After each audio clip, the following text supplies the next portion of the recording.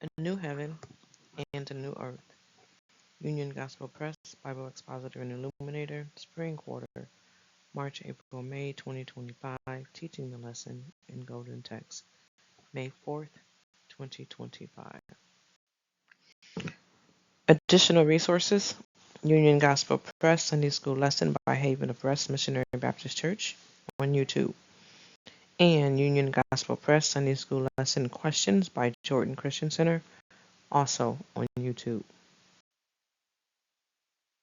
Lesson text: Revelation 21, verses 1 through 8. Related scriptures: Isaiah 65, 17 through 25, John 14, 1 through 11, 2 Corinthians 5, verses 11 through 21. Time about AD 96, and the places from Patmos. Golden text: Revelation 21, 4. And God shall wipe away all tears from their eyes, and there shall be no more death, neither sorrow, nor crying, neither shall there be any more pain, for the former things are passed away. Introduction.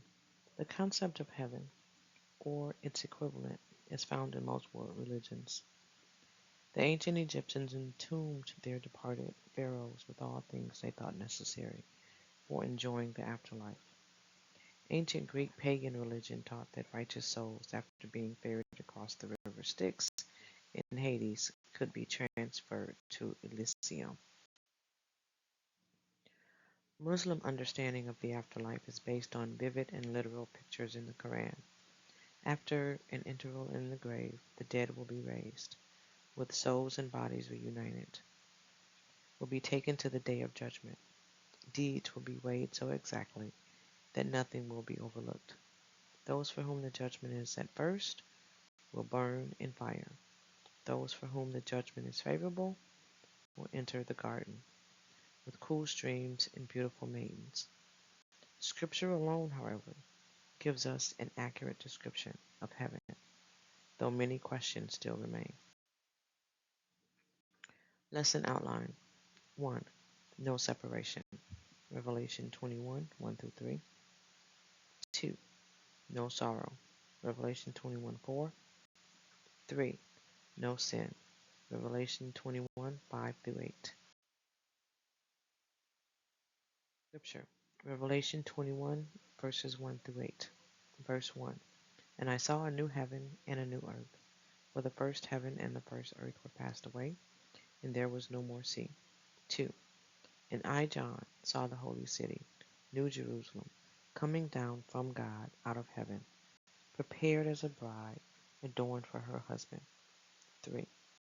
And I heard a great voice out of heaven saying, Behold, the tabernacle of God is with men, and he will dwell with them, and they shall be his people, and God himself shall be with them, and be their God.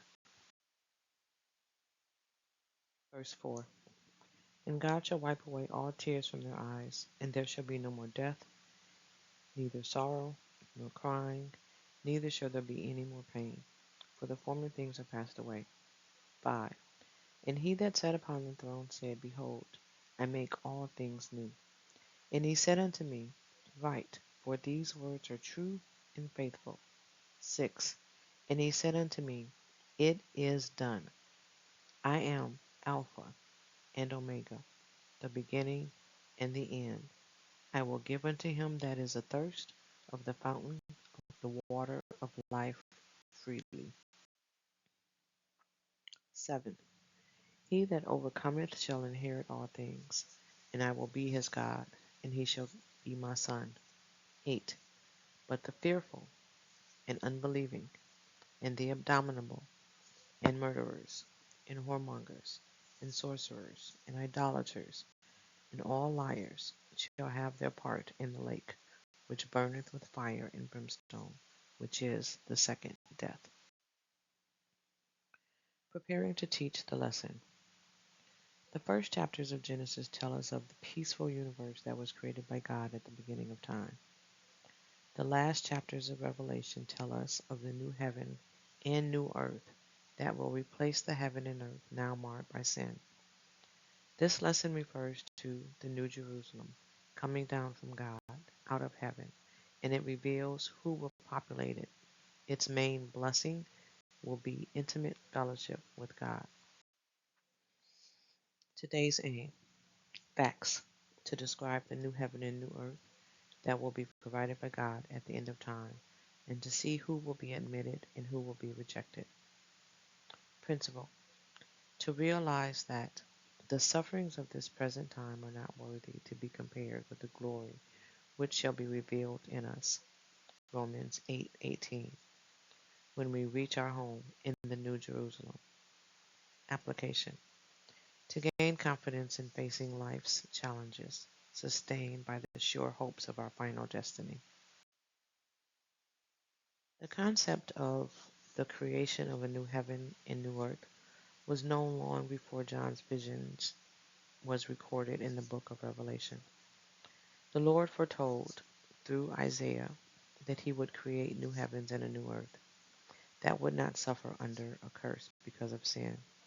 Isaiah 65 verses 17 through 25.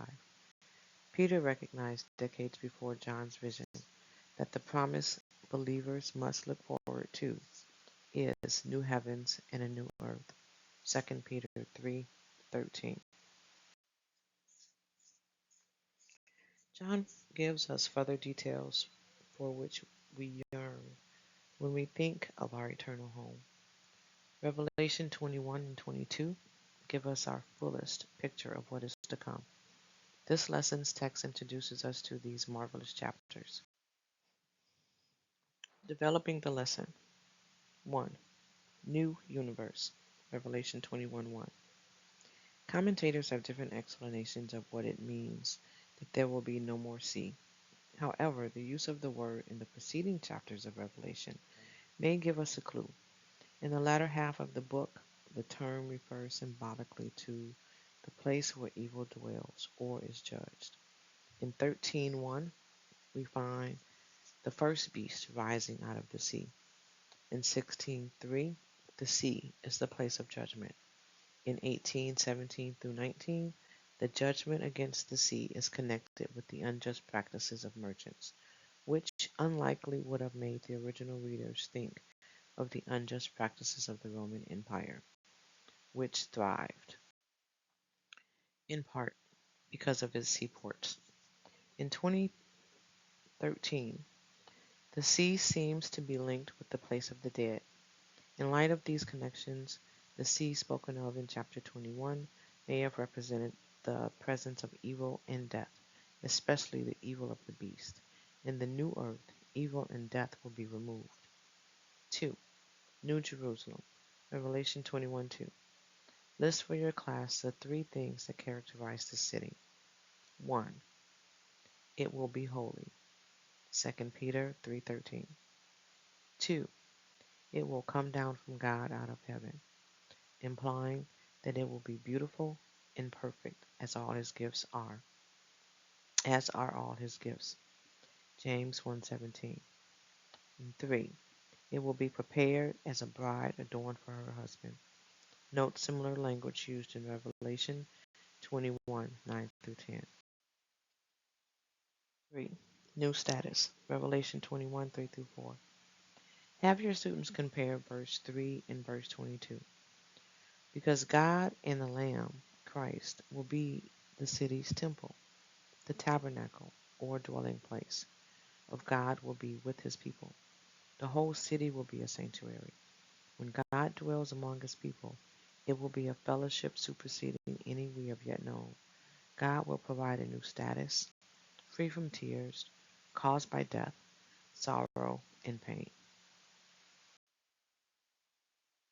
4. New inheritance. Revelation 21:5 through 7. God sitting on his throne declared he would make all things new.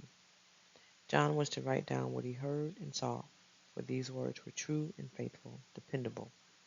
God called himself the Alpha and the Omega, the beginning, and is in sovereign control. The fountain of water of life is open to his children. Overcomers will inherit all good things, the most precious being a father-son relationship with God. Further details regarding the water of life are found in 22 verses 1 through 2. 5. New atmosphere. Revelation 21:8. John had already said that God would take away tears caused by death, sorrow, and pain, which are common in this existence. Verse 4. Now he added the fact that people who cause themselves and others trouble and grief will be excluded from the New Jerusalem. Verse 8 gives a list of these sinful people. It includes those who are fearful, cowardly, contemptible, unbelieving, lacking in faith, abominable, depraved, perverted, murderers, whoremongers, lewd people, fornicators, adulterers, sorcerers, occultists, idolaters, and liars. Imagine how different a city's atmosphere would be without their wicked influence. Their destiny is the lake of fire. Illustrating the lesson. The Bible makes it clear that the New Jerusalem has been prepared for those who belong to Him, believers. The righteous will enter the New Jerusalem for a wonderful eternal existence. Are all of your students going to be there? Concluding the lesson, your students may wonder who will live on the new earth. The Bible does not specifically deal with this. However, 2 Peter 3:13 states that righteousness will dwell on the new earth. Revelation 21:24 says that the nations of them which are saved shall walk in the light of it, and the kings of the earth do bring their glory and honor into it. It is obvious that the new earth will experience the peace it has found elusive throughout its long, violent history. Anticipating the next lesson, have your students study Revelation 21:9 through 14 and 22 through 27 for next week. Tell them to keep in mind that the New Jerusalem coming down out of heaven from God is called the Lamb's wife because it will be populated by His people. Ask them to think about the dimension, structure, and lighting of the holy city. Have them consider whether popular opinions about heaven line up with the biblical description of heaven. Practical points. Number 1. Our attention should not be focused on this earth, but on the coming new earth in heaven. Revelation 21:1. 2. We should desire God's presence as much as God desires to dwell with His people. Verses 2 through 3. 3. We can endure pain and sorrow now, knowing they will one day be abolished forever. Verse 4. 4. Christ is our perfect provider, both now and in eternity. Verses 5 through 6. 5. Triumphant faith, which overcomes the world, assures us of God's blessing and keeps us from the judgment that sin brings. Verses 7 through 8. Illustrated high points. A new earth. Revelation 21:1. On a pleasant day, we can walk through the woods and enjoy the beauty of nature. But even as we enjoy the flowers, we overlook the rotting tree a few feet away. We marvel at the hummingbird sipping nectar, yet we ignore the dead sparrow on the ground. The beauty of this life is marred by the death, decay, and violence caused by sin and the fall. As beautiful as this world appears, our vision is hindered by senses dulled by sin. But awaiting believers is a perfect new earth that will be beyond our imaginations. Second death, verse 8. Whether I am lighting a fire in the fireplace or burning the trash, sometimes when I strike a match, I am overwhelmed by the sudden inhalation of sulfur. It burns my nostrils with its intense odor. Each time this happens, I think of the lost souls who will be cast into the lake of fire, which will be burning with sulfur. This also triggers my memory of swimming in the Atlantic Ocean years ago. I was overtaken by a wave, causing me to inhale and swallow seawater. I momentarily panicked as my nostrils burned from the salt water. The air I had taken for granted had suddenly been replaced with water. After a long moment of choking and coughing, I recovered and made my way to the shore. The lake of fire presents to me an image of someone treading in water over their head, trying to stay afloat, as his nostrils and throat fill with burning fumes of sulfur. It is a horrible image to think about, but the scripture warns us of the reality of judgment.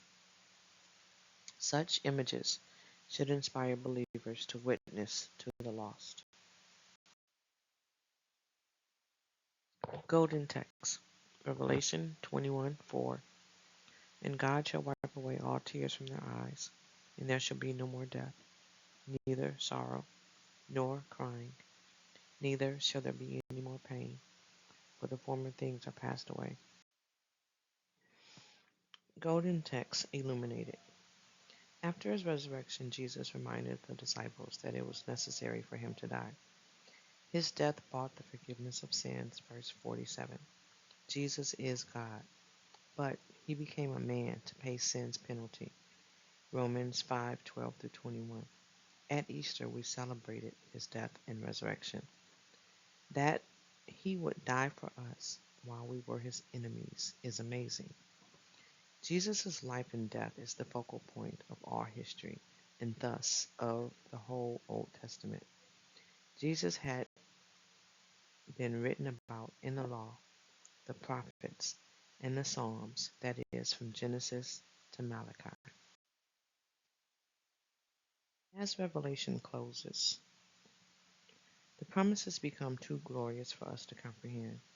God will eradicate all evil and establish his new heaven and earth forever. God will end our suffering. It can be easy to lose sight of this hope when life is difficult, and we become overwhelmed by our pain or discouraged by injustice. But the trials of today are not the end. God will set all things right. He will wipe the tears from our eyes because he cares for us personally. This hope is most dramatically portrayed in Revelation, but it is not a new concept. Isaiah 25:8, 35:10, 51:11, and 2 Peter 3:13. God does not end all physical suffering by getting rid of our bodies. Some people seem to think that in heaven we will just be spirits floating along. But as Christ was resurrected, we will be resurrected. We will have new transformed bodies. 1 Corinthians 15:35-58, Philippians 3:20-21. The blind will see, the deaf will hear, and the lame will run. God will end all types of pain. People will speak cruelly and take advantage of others. Death separates us from loved ones far too soon. Sometimes evil feels overwhelming, but God will end it all. There will be no more cruelty. Injustice will be over. We will reunite with loved ones taken from us by death. Sometimes the pain we cause ourselves is deeper than the pain that the world inflicts. We sin and are filled with remorse, Romans 7:24. When Jesus comes again, we shall be like him, 1 John 3:1-3. We will be sinless. The sins you have been fighting for years will be gone in the blink of an eye.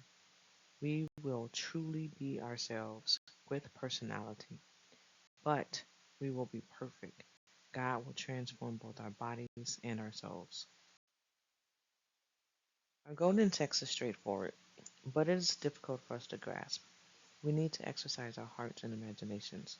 We live in a world so marred by sin that this is hard for us to imagine.